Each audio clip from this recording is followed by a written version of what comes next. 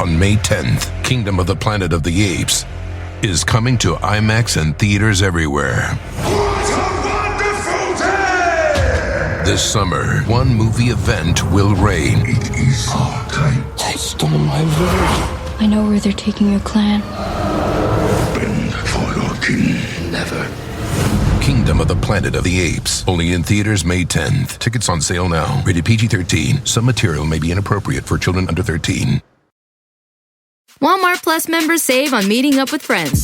Save on having them over for dinner with free delivery with no hidden fees or markups. That's groceries, plus napkins, plus that vegetable chopper to make things a bit easier. Plus, members save on gas to go meet them in their neck of the woods. Plus, when you're ready for the ultimate sign of friendship, start a show together with your included Paramount Plus subscription. Walmart Plus members save on this plus so much more. Start a 30-day free trial at walmartplus.com. Paramount Plus Essential Plan only. Separate registration required. See Walmart Plus terms and conditions. For exclusive podcasts and more, sign up at patreon.com/partnersincrimemedia. I'm Rebecca Lavoie, and this is Crime Writers On.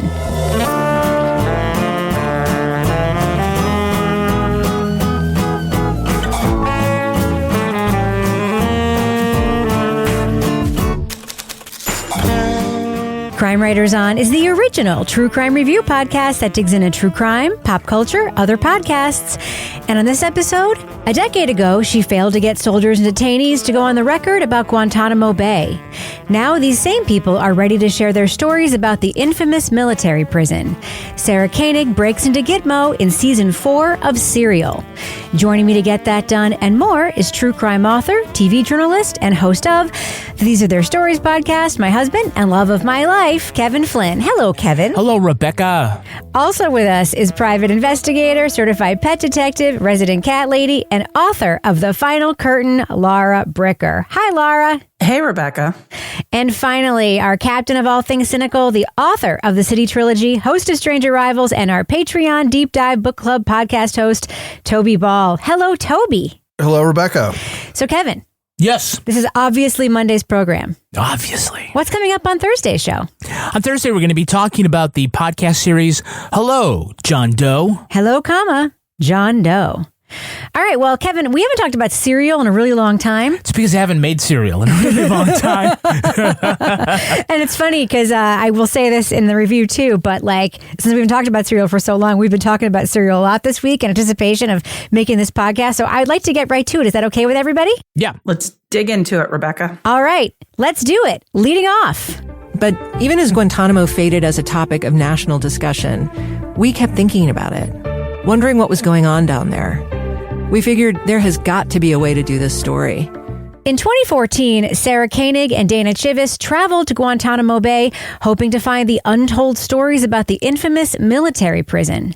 They found many friendly soldiers willing to repeat Army talking points, but no one willing to be candid about life at the detention center. Biggest mission here at Guantánamo Bay is making sure of the safe and humane, legal, transparent care and custody of our detainees. And so, this fully falls into that humane part. We want to make sure that we're caring, oh yeah. A decade later, the pair reached out to those people, many who had left the military and were now willing to go on the record. Many remembered Gitmo as a plum wartime assignment in sunny Cuba, filled with strong drinks and sexy personnel. Others have slowly come to terms with what the mission was and the role they played in it. What I have realized over the intervening 2 decades is that it was punitive. Because you'd go in with a person and they would not want to talk to you. And they'd pray or whatever. And then it was like, okay, you son of a bitch. So I'm going to do this for 8 hours. And I'm going to just make you miserable. Koenig also spoke with former prisoners, some with little or no connection to the Taliban or Al-Qaeda when they were detained. They endured mistreatment at the hands of guards and were denied their liberty long after the justice system cleared them for release. And then I stopped breathing because every breath was so painful through my broken ribs. Really, really painful. And then they were making fun because I was gasping for air. They were laughing so loud and so. In season 4 of Serial, Koenig and Chivvis drift away from the podcast format it popularized 10 years ago, telling a variety of stories week to week about Guantánamo Bay from the people who were there. Instead of a deep investigation into policies and procedures at Gitmo, the hosts seek personal, unexplored stories from more than 100 of those on the ground. The podcast promises an oral history of the military detention center, long cloaked in mystery and infamy. Spoiler alert, we are going to be talking about plot points from the first 5 episodes of Serial Season 4. So if you want to remain spoiler-free, go to the estimated time code in our show notes for our thumbs up or thumbs down reviews. Now, Kevin, your first note is about the style of this podcast, and I'm curious about your thoughts about what this podcast actually is and what it isn't. Well, Serial itself has never, been as successful, say, as the Spotlight team, right? It's not known for the investigative part of the story. It's really focused on sort of the entertainment part and the journey and the way that that's all presented. Its real strength is the storytelling. But this season so far does feel like an extended episode of This American Life, which is actually the origin of like this particular thing. This was going to come out as an episode of This American Life by Dana Chivvis, and Sarah Koenig said, let's try to get back to this and do this as a whole podcast. But I'm left wondering sort of what Serial is then. Is it just Sarah Koenig reports, which would be fine? When it was presented to the world, it wasn't as a true crime podcast. It was supposed to be one story told week to week, meaning one story strong enough to be told week to week. And that was the novel thing. And it's free to be whatever it wants to be, though the only through line in Serial seems to be Sarah. This is extra textual, but I just feel like I'm kind of like wondering, okay, well, what is Serial going to be going forward? Well, I think it is important to note that Serial is now owned by the New York Times.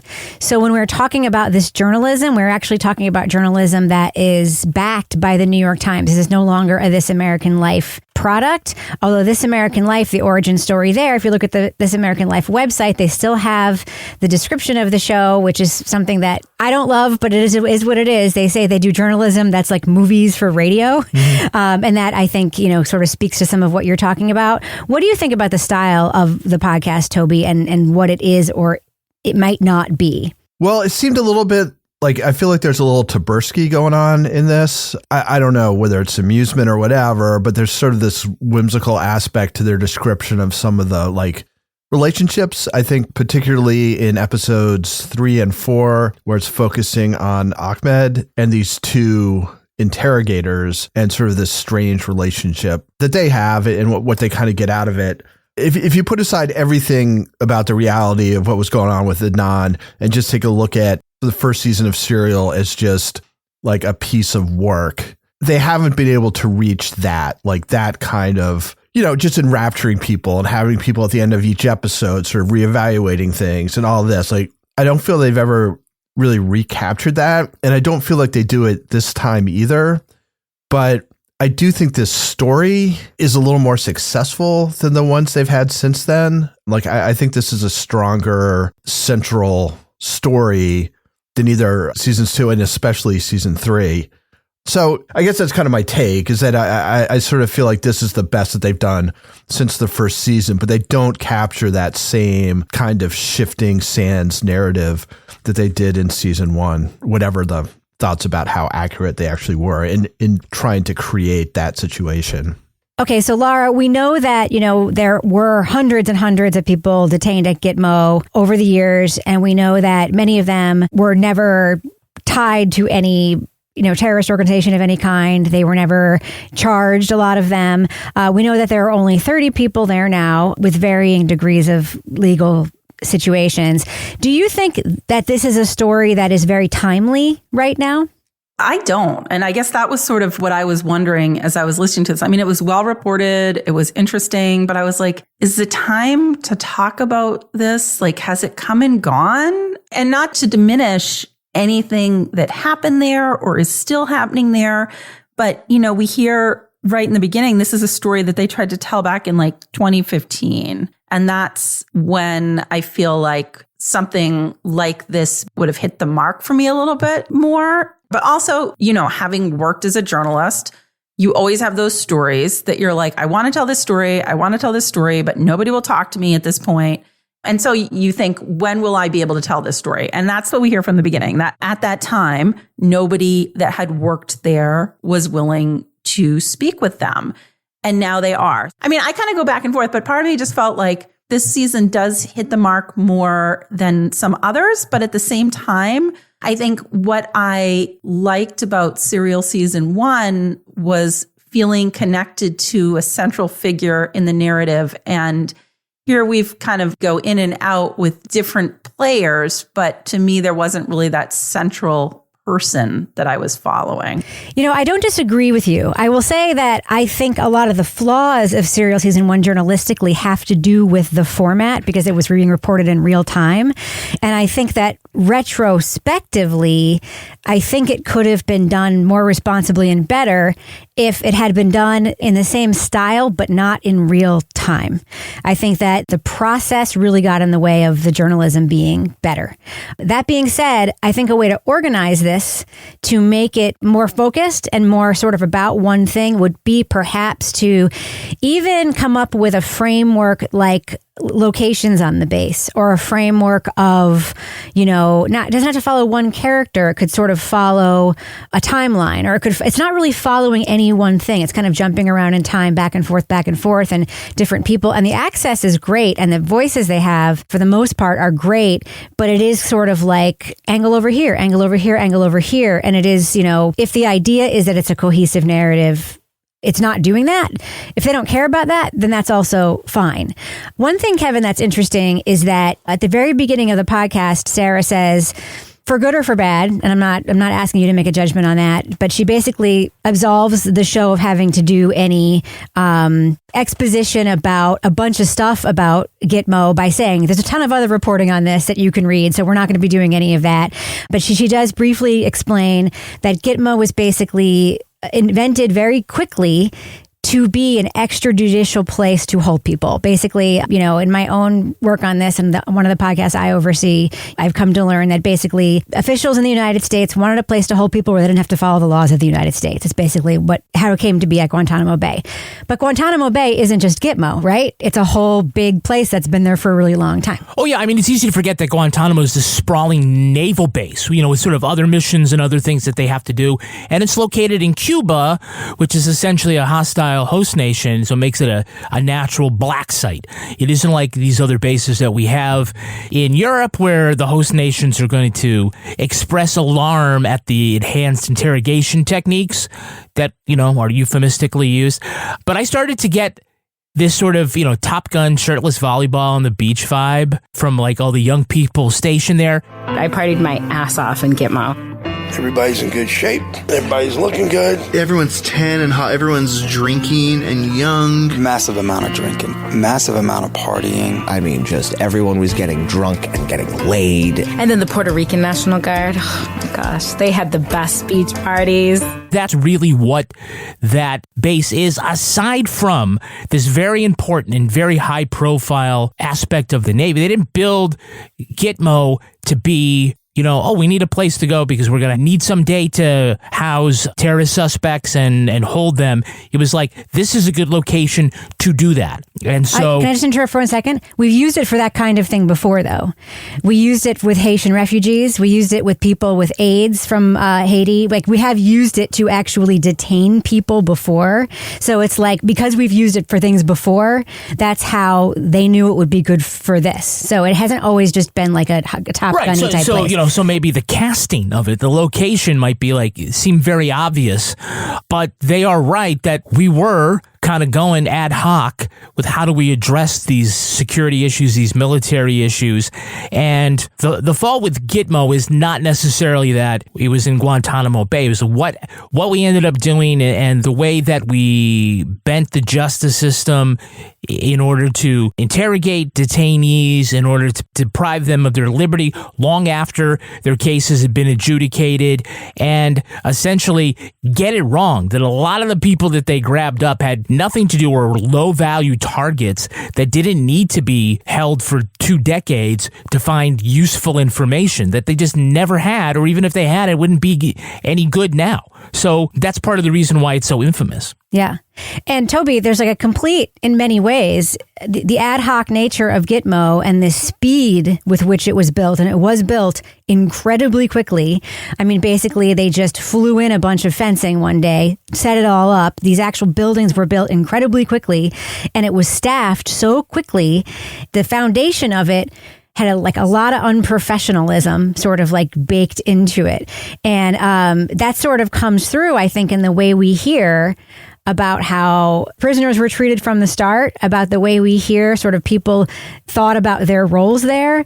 And of course, the treatment of prisoners obviously baked into that too. But what are your thoughts about that, about how sort of people saw themselves and their roles there? It feels like there's a lot of stuff going on, right? Because it's during the quote unquote war on terror.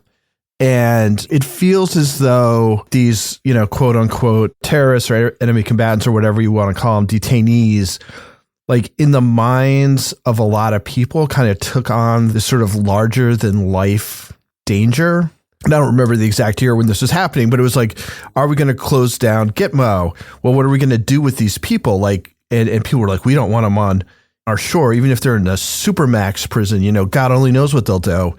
But I was kind of struck by sort of this combination of sort of like profound seriousness and profound unseriousness that you kind of hear about going on, and that they think like they're fighting this like existential threat, and they're using enhanced interrogation and basically treating a lot of these people like they're terrorist masterminds when in fact they just really aren't. And so there's this like super serious part of it, which seems kind of misguided.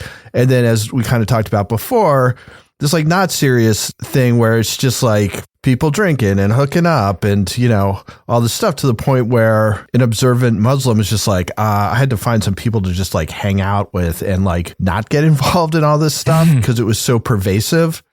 In some ways, it seems like a pretty good metaphor for what was going on, like just kind of generally, which was taking seriously some things that probably should have been taken less seriously, and then sort of blowing off stuff where having some discipline probably would have been advisable or helpful or something. So, Laura, at the beginning of the podcast, we hear Sarah and Dana go to Guantánamo Bay. They're there. I mean, this is old tape. We hear it's from like a decade ago, but we do hear this old tape, and we do hear their descriptions of what sounds like, it's basically they're frustrated because they can't get this reporting done. But at the same time, by the end of it, they're sort of like pulled in to the Guantánamo experience. And the idea that there is this Guantánamo experience for visitors. We passed up the souvenir offer on day one. Maybe you caught Sarah's hesitation in the tape. Because how inappropriate. But by day 3... Oh, I'm totally getting a bobblehead. There we were, shelling out cash for Fidel Castro bobbleheads to bring to our loved ones back home. That was so bizarre to me. Going into this, I'm thinking of this very serious topic, and we hear about how they're being escorted in by like the public affairs officers who are like, oh, you guys want to stop at this mini mart? And then they're talking about the gift shops and how they're collaborating with Disney, and you can get a T-shirt that says Guantánamo Bay with Minnie Mouse and palm trees, and it don't get more better than this. And I'm like, seriously? So we hear that, and then we hear, along again, this sort of tourist angle where they're like stopping to look at the pretty water as they're like walking around, and Sarah's making notes, and it's like a very Sarah sort of delivery as she's reading those notes from back then where she's like, I'm pretending to give a crap, naval thingies in the water, used to tie up battleships.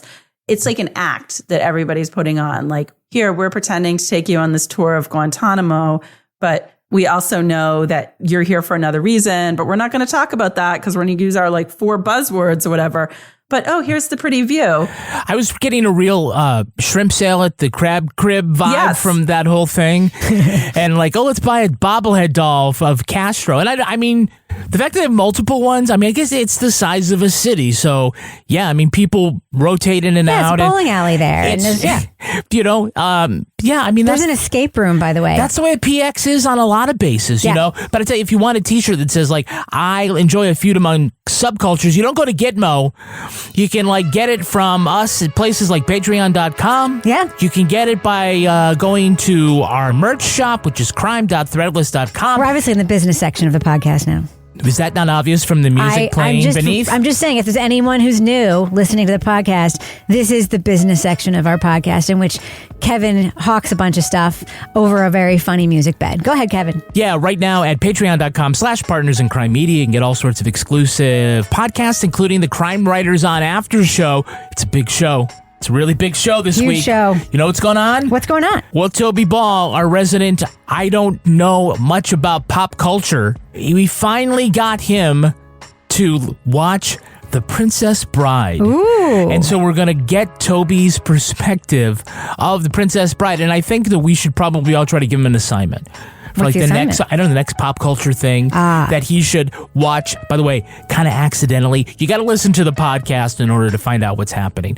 Toby is also going to make a return appearance on Toby Ball's Deep Dive Book Club. Toby is recording a new episode on May 7th, and the book is called Among the Bros. Toby, tell us who your guests will be.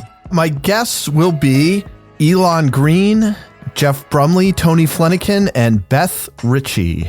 Laura Bricker also has her own podcast. It's called Leave It to Bricker. Laura didn't go to Gitmo, but she did get behind the doors of the secret Grange in town.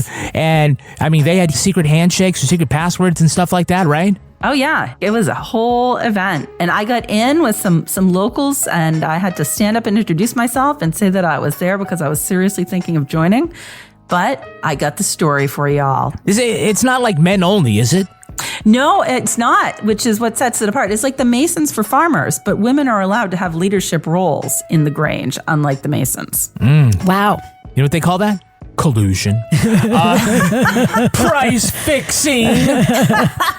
Okay. Yeah, we also have Married with Podcasts, the podcast in which Rebecca and I, a married couple, dish out advice to married couples, to parents, to people in relationships, completely unqualified advice, but people still like to hear it. Now, if you want to get, again, we don't have any bobbleheads, but if you want to get t-shirts that have our faces on it, or the Crime Writers On logo, or some of our more famous sayings, like I learned that in Cat Detective School, or it's Dirty John, Not Stupid Deborah, or as we mentioned with Toby, I enjoy a feud among subcultures.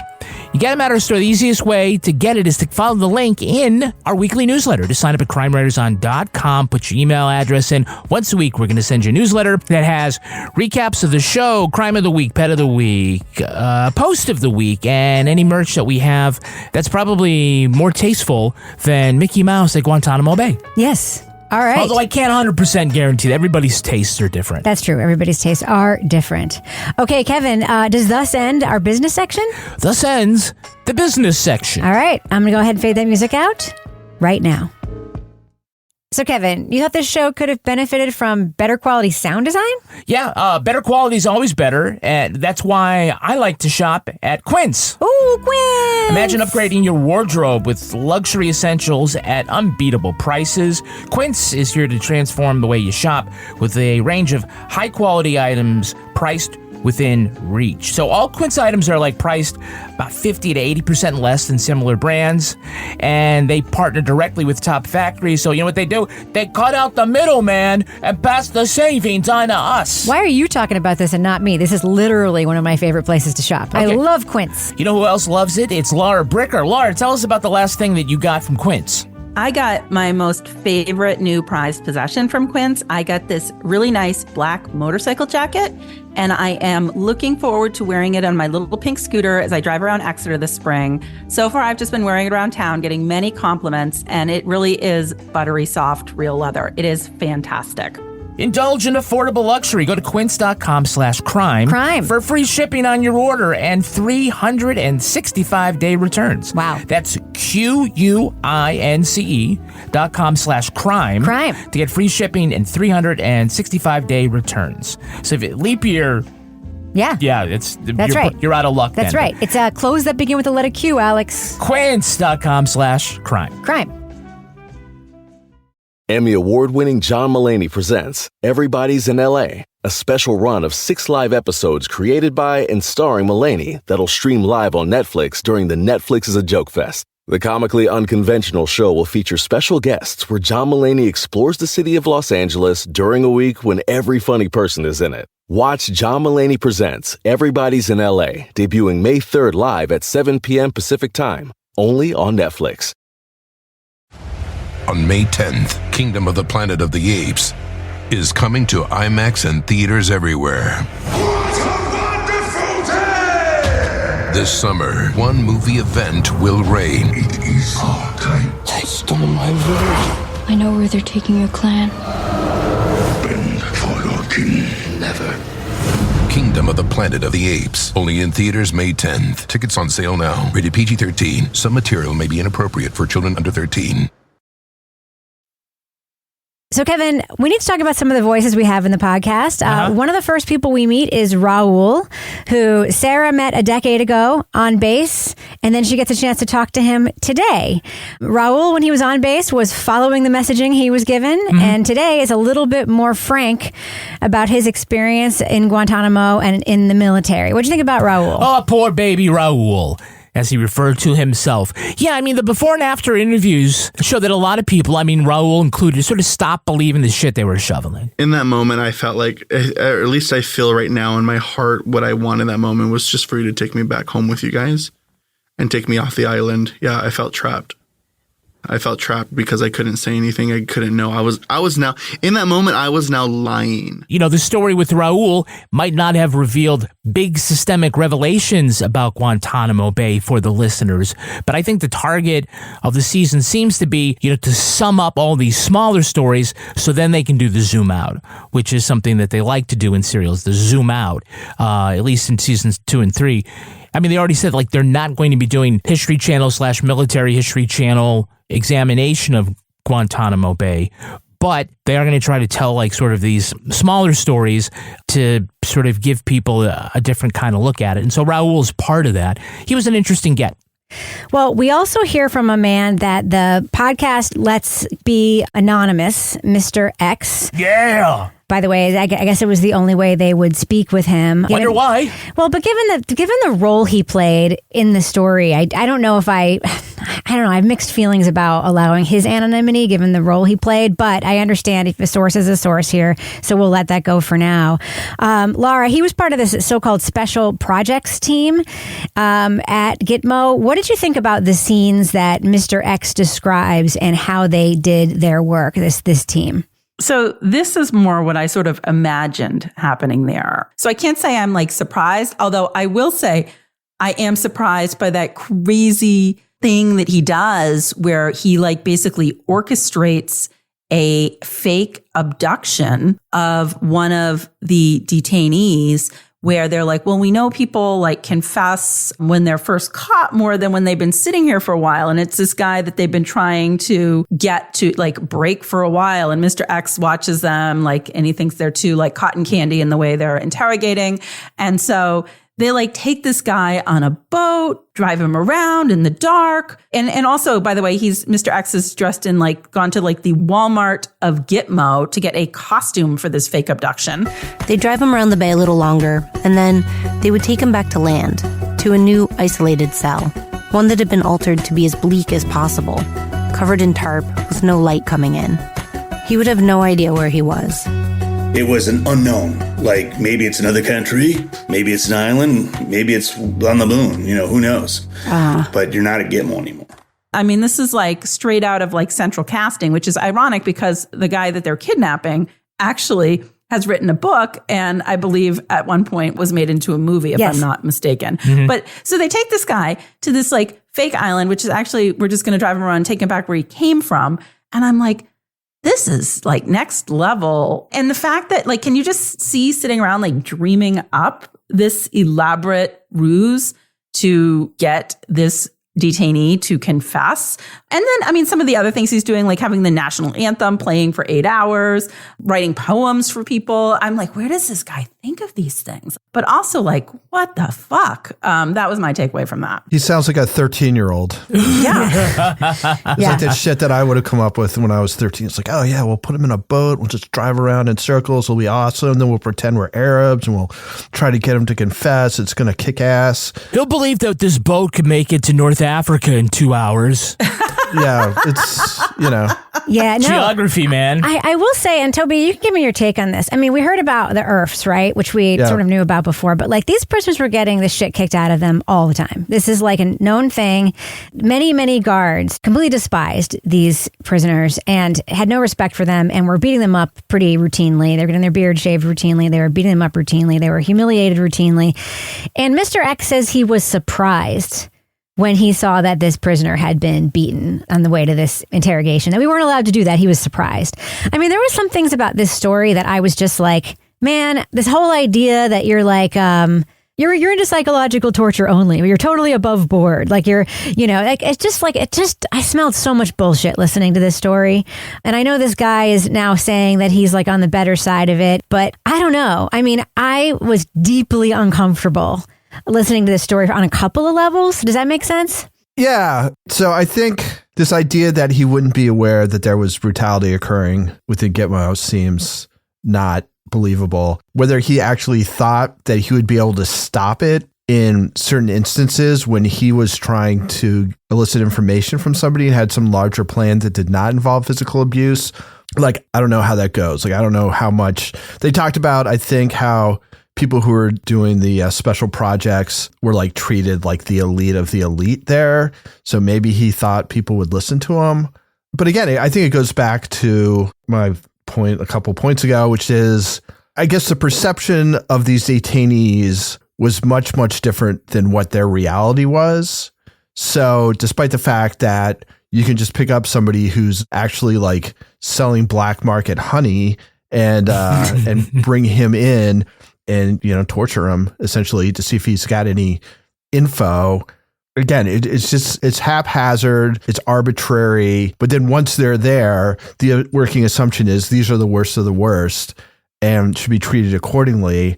And it goes without saying that racism and Islamophobia played a large part in this too. Like, it was easy to other them. And that's what happens when they bring in interpreters who are religiously and ethnically aligned with the detainees, that then that sort of racism and Islamophobia gets projected onto these people who are actually U.S. military staff. You hear about it and you're like, this is where discipline should come into play and where, commanding officers should be telling people to knock it off. But in fact, I think those people seem to have bought into it just as much as anybody. And the way it all kind of affects Mr. X is he feels like he's kind of outside this ecosystem that's going on. It's like, I just, I had my things I was going to do and I was going to try and turn it, but don't hurt anybody. And I'm not like, I don't hate Muslims or Arabs. It's like, well, you're complicit in this terrible campaign against these people who a large number of them really didn't do anything. And if they were American citizens, we'd be freaking losing our shit. Right. Well, Kevin, so we then get to Ahmed's story, which is a 2-part episode, right? And I'll just say one thing that I feel very strongly about, which is I have an issue with reporting that just summarily says, remember, this is post 9/11 and we were really scared of all Muslims at that point. I just want to say, like, we were super shitty to Muslims before 9/11. If you look at pop culture in the 90s, the sort of movies made about terror cells in the 90s are fucking bananas. There's a huge suspicion of Middle Eastern people, Muslims in the 90s, in the 80s, like this fear and this othering of Middle Eastern people and Muslims in the 90s. And before 9/11, it was rampant. So this idea that it only happened since 9/11, not true. Anyway, Ahmed comes to the camp. He is a translator. He's doing his work. And there's this assumption that because he can understand what the prisoners are saying, and he is doing his job in a way that seems to me ethical, and other people who are not Muslim, who also speak Arabic, agree that he's doing his job in an ethical way. We hear from the annoying Christian. Mm-hmm. There's an assumption, of course, that he must be a colluder, right? So we hear his story play out over 2 episodes. What do you think of his story and the arc of it? Yeah, well, I mean, it kind of sums up America's antipathy towards Muslims writ large after 9/11. You're right. It certainly didn't start then, but it really added rocket fuel to the antipathy that many, especially the military, had. I mean, we didn't even recognize the difference between Sunni and Shiite Muslims when we're talking about whether Iraq helped the Taliban, right? It's just those two things didn't go together. Again, this cultural misunderstanding, these soldiers were ready to turn on one of their own soldiers. It's just profound. It didn't matter that, he was Syrian, we weren't at war with Syria, and that he was a translator working with them. They were just ready to believe he was a double agent. And that feeling persisted all the way through his prosecution, where, they even say the government just acted in bad faith at every turn, trying to nail him for essentially taking photographs with a disposable camera in the wrong area. But it is funny to me to see how Jeff, who was his, I don't want to say interrogator, but he was an interrogator. Yeah, you can call him that. His debriefer. Whatever it is, like, okay, it's all set, you can go. But first, we need to talk to you for 4 or 5 months. And Jeff really seemed to believe his time with Ahmed was so positive. But it didn't seem genuine to you, like when Sarah confronted Jeff, like with the letters from the attorney saying, like, yeah, enough of this, you're like pressuring him, blah, blah, blah, that Jeff seemed to remember it very differently. And even though you might take somebody to Lake Tahoe, along with their, tag along on their honeymoon, and you feel like, hey, we're doing great, isn't this fun? We're just like, we're cooperating on this thing. We weren't just interviewing him. The attorney doesn't mention we spent a whole day moving him. That was exhausting. We took care of him wherever he went. We took him up to Tahoe.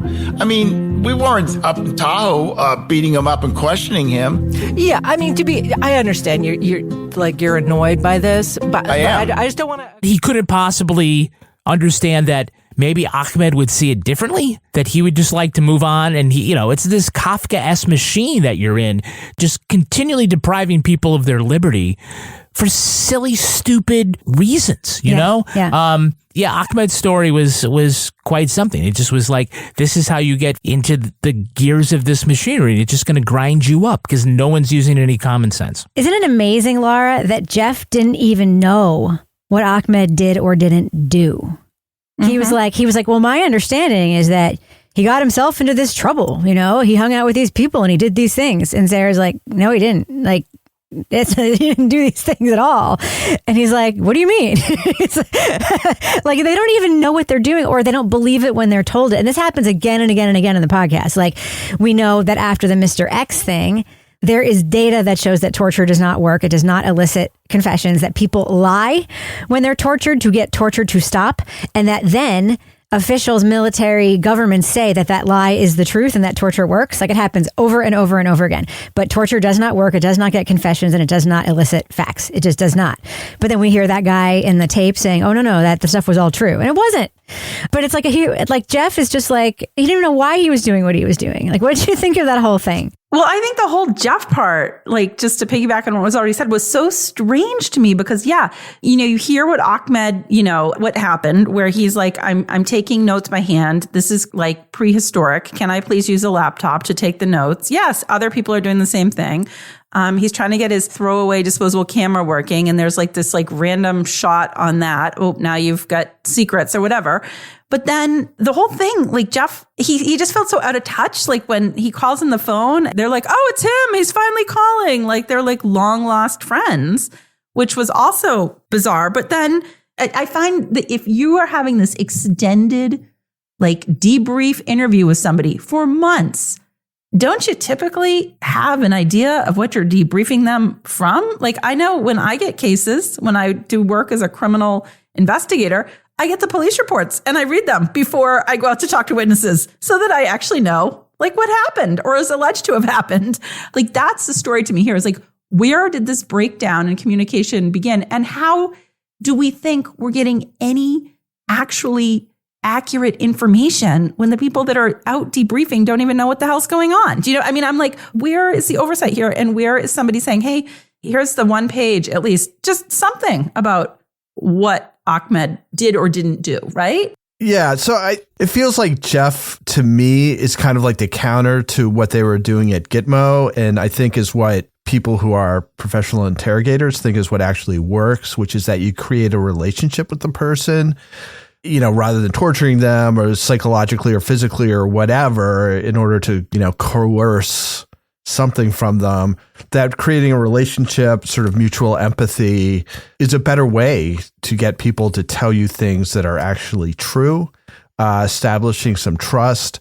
He clearly is good at it. the fact that Ahmed asks him, like, is everything okay with you? When Jeff was going through some difficulties, Jeff was like, nobody ever said that to me before.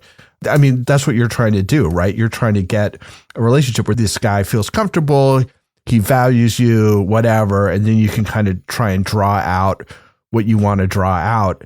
So yeah, I just, they don't make a big deal, or if they even really mention like the contrast, but to me, it just seemed really, really stark. That being said, like, it's not super efficient. It took a long, long time and took a trip to Tahoe and, all this stuff. But, as opposed to Mr. X, who has a psychotic break and comes to believe that, or I probably should say realize that what was going on in Gitmo and what he was doing was more about being punitive rather than trying to extract actual actionable information. Like, Jeff, I don't think has to look back and have that on his conscience. It's like the whole time I was trying to get information, and it seemed like there was like a fair amount of mission creep, or as you were saying, like, because he's not properly briefed, he's looking for something that in his ignorance he believes is there, but which is in fact not.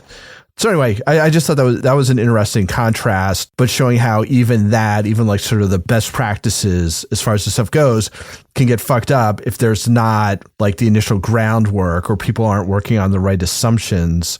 Then you can just kind of go on and on and on searching for something that's not there. So Kevin?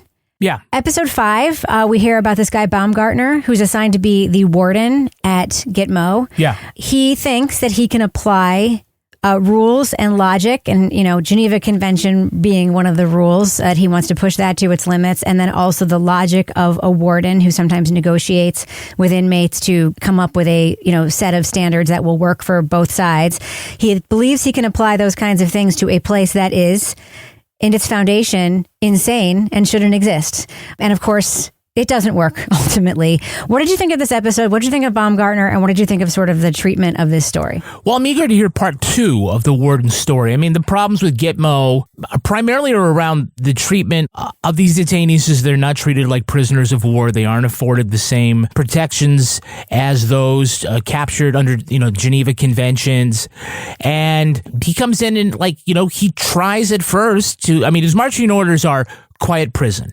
And, we've actually seen things very recently about civilian prisons and about, do you want to have this a punitive area, or do you want to have this an area that is secure and people are detained, but they're treated decently and there's, prospect for criminal rehabilitation in a civil area. But the reason that these guidelines were negotiated and ratified in the Geneva Conventions is because they made sense. They were respectable. It was the kind of thing that was to prevent this particular kind of treatment.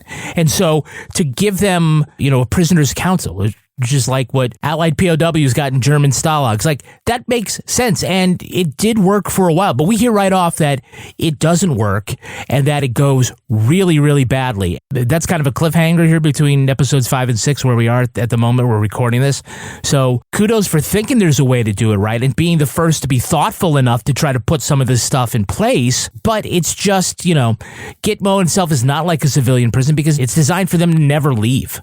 And so you can placate prisoners by helping facilitate prayer hour, but if it's going to be like, it doesn't matter what you do, they're never going to let you out of here. It's going to cause friction, it's going to destroy morale, and it's going to eventually lead to some kind of resistance. Yeah. So I actually found this episode problematic in a couple of levels. So Baumgartner's story is a very interesting illustration of what is wrong with Gitmo, period. That there's this idea that there can be a place that is a justice-looking place built on such an unjust idea, right?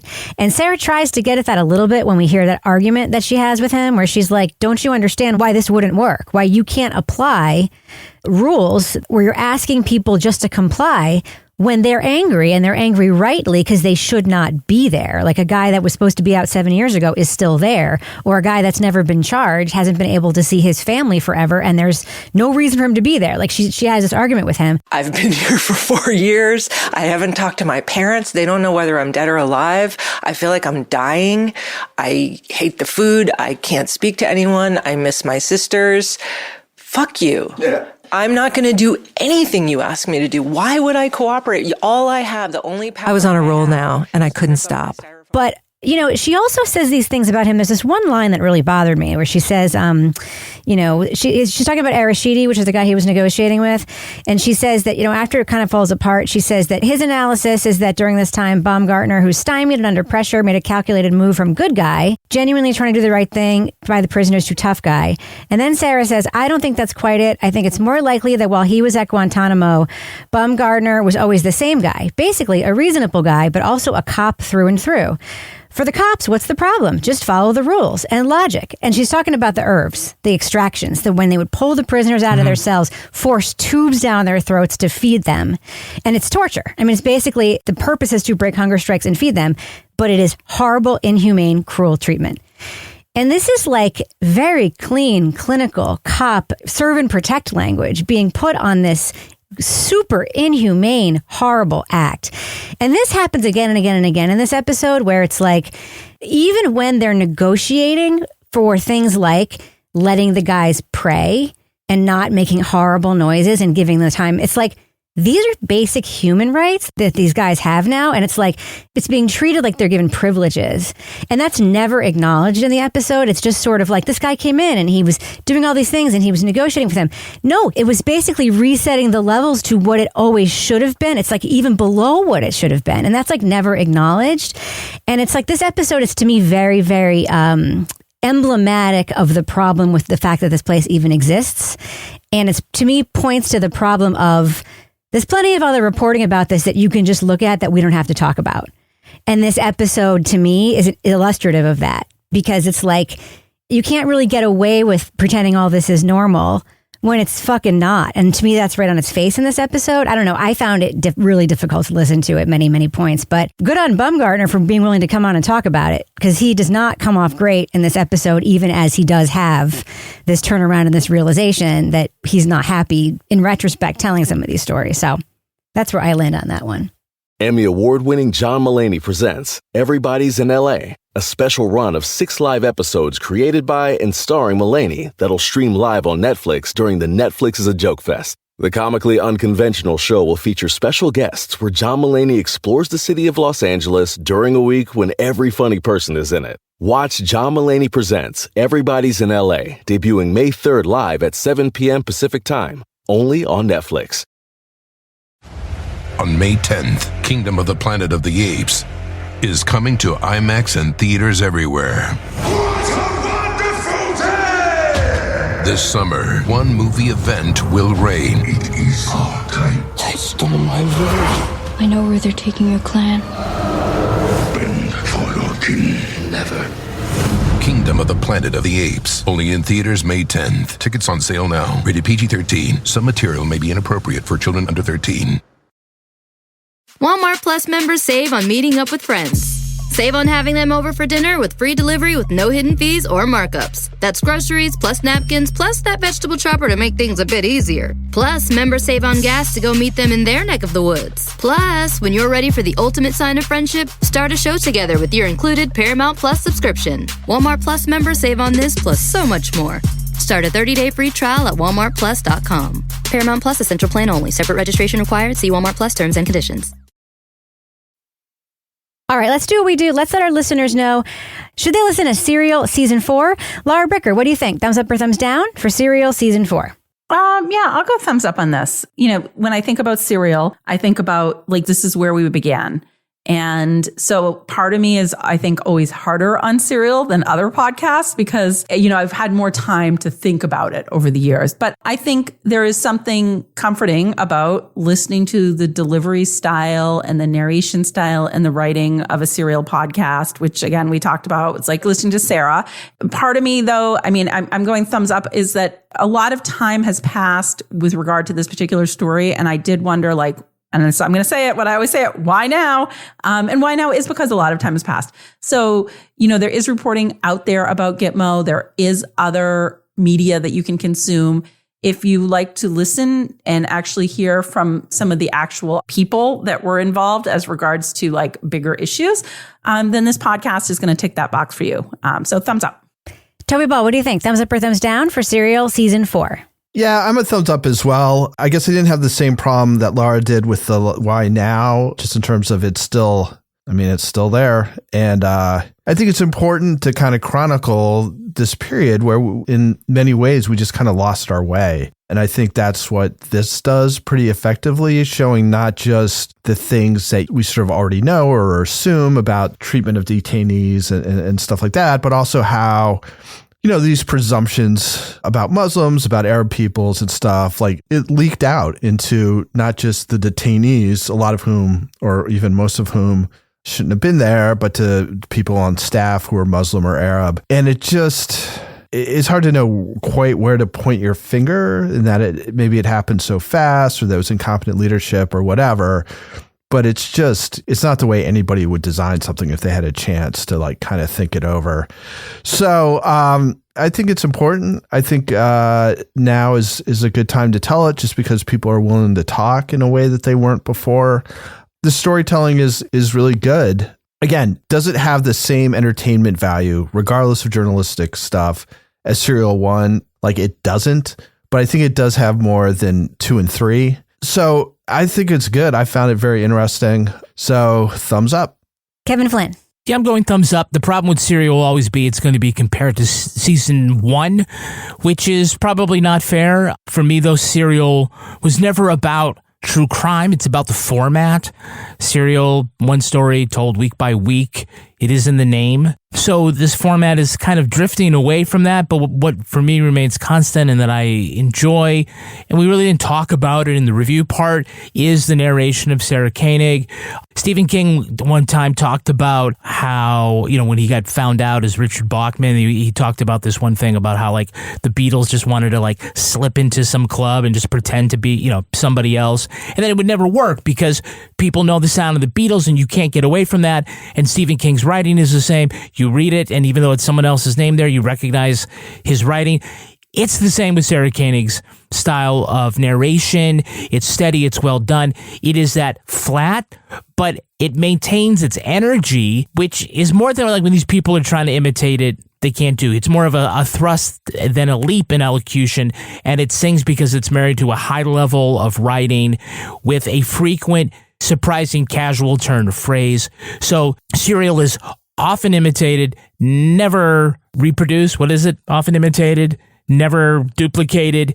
It's still a podcast that we hold to a higher standard, but nevertheless, this is an interesting season. And while you don't have to listen week to week, I shall. Yeah, I can't say this is a bad podcast. I'll give it a thumbs up. Not a perfect thumbs up. I do definitely hold this podcast to a very high standard. And I will tell you exactly why I'm not giving it a strong thumbs up right now. Because there's a lot of telling and not showing in this podcast. I spoke about one of my issues with it in the review. I'll tell you my other issue with it right now. For the sake of keeping the narrative fun, for lack of a better word, for the sake of keeping it tight, for the sake of keeping it like a movie for the radio, there are very often narrative shortcuts taken where we know the reporting has been done because Sarah tells us, but does not show us. So we hear, for instance, that she talked to a bunch of people who said some really interesting things. We never hear from any of those people. And we hear instead a very quick turn of phrase that is a dismissive, quick confirmation that something is crazy or something is important or something is horrible. But in this story in particular, I need to know that. I need to see it. A clever, quick sentence about it is not enough for me in a story of this import. So, this is a good podcast. The story is important. The best parts of it for me are the people we hear from that are not the narrator. Like I love hearing from the people who are impacted by the story, hearing from people who are unwitting characters in the story who didn't realize that they were participating in something that they were participating in. Those are really interesting and new voices to this narrative. This is one of the biggest crimes that our country has ever committed and is continuing to commit. And it's a really interesting piece of journalism, and I have certain questions about it, but I am going to continue to listen to it. So thumbs up for me for Serial Season 4. Now it's time for my favorite part of the podcast, a little something I like to call the Crime of the Week. Crime of the Week! A court has acquitted a Belgian man of drunk driving charges. His defense? He has ABS, auto brewery syndrome. The man has a rare intestinal disorder that causes his body to make its own alcohol. The internal booze brewed is just like that in beer, wine, and spirits, and affects those with ABS the same way, but with milder symptoms like slurred speech, loss of coordination, and burping. The Bruges police court let him go after the defense brought in 3 doctors who all concluded the man's claim was true. His lawyer said it was just a coincidence, a completely unfortunate coincidence that the man they believed was drunk driving also works in a brewery. So panel, if this man were to bottle and sell the alcohol his body makes, what do you think it would be called? Laura Bricker. Something I would not be drinking. That's basically what the answer to this question is. What do you think, Toby Ball? Bud Light. What do you think, Kevin? Yak Daniels. Oh my God. Oh, that's not bad. All right. So Laura Bricker, if folks want to reach out to you and sell you a bottle of whatever this guy's making, how can they find you online? Don't sell me any of this disgusting stuff at Laura Bricker on Twitter and Instagram. Toby Ball, how can you be found on social media? At Toby Ball NH. Kevin Flynn, what about you? I'm getting off of Twitter, but you can find me on Facebook in our Crime Writers on Facebook discussion group. You can follow me everywhere at Reb Lavoie. You can also follow the show everywhere at Crime Writers On. You can find us on YouTube. You can find us on Reddit. I encourage you to join our incredible community where Kevin is in our Crime Writers On Facebook discussion group. Just find us on Facebook, hit join the group. We'll let you in if you know any one of our names. Get episodes early and ad-free at patreon.com/Partners in Crime Media. You'll also get all the other stuff we make back there. What, more than 500 episodes, right, Kevin? More than 500. Our theme song was composed and performed by Ty Gibbons. Our line editor is the terrific Livy Burdett. The executive producer of this program is Kevin Flynn. This show was recorded in the Treehouse Yoga Studio above the Mockingbird Cafe in Bay St. Louis, Mississippi studio, otherwise known as Studio C, The Closet, in our New Hampshire basement, where we also break the rules by feeding the iguanas. On behalf of all the crime writers, thanks so much for listening. We will catch you later. I mean, they were friends on Facebook, so yeah, I mean, it couldn't have been all that bad. You know, they certainly have an affection. I'm friends with a lot of people I don't like on Facebook.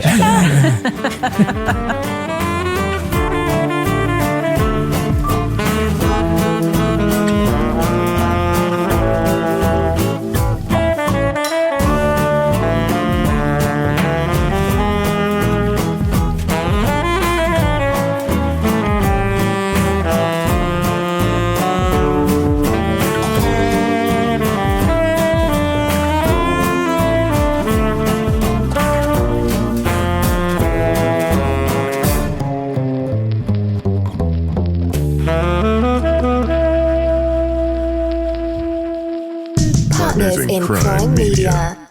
Walmart Plus members save on meeting up with friends.